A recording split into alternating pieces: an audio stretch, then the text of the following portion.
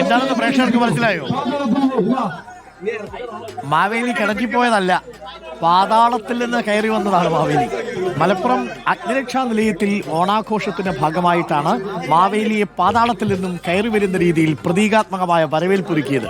സേനയിലെ ഹോംഗാർഡ് കൃഷ്ണകുമാറാണ് മാവേലിയായി വേഷമിട്ടത്.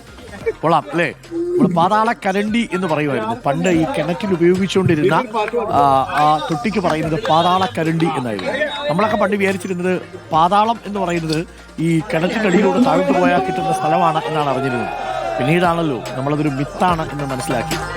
അപ്പോൾ അങ്ങനെ കിണറ്റിൽ നിന്ന് പാതാളത്തിൽ നിന്ന് മാവേലി വരുന്നു എന്നതായിരുന്നു അവരുടെ ഒരു ദൃശ്യാവിഷ്കാരം. അതാണ് പ്രേക്ഷകർ കണ്ടത്. പക്ഷേ പാതാളത്തിൽ നിന്ന് നമ്മുടെ നാട്ടിലോട്ടൊക്കെ വരുമ്പോൾ കുറച്ചുകൂടിയൊക്കെ വൃത്തിയുള്ളൊരു വഴിയൊക്കെ ആകാമായിരുന്നു. ഇത് നമ്മുടെ പൊട്ടിപ്പൊളിഞ്ഞ ദേശീയവാദം പോലെ ആയിപ്പോയി അല്ലേ?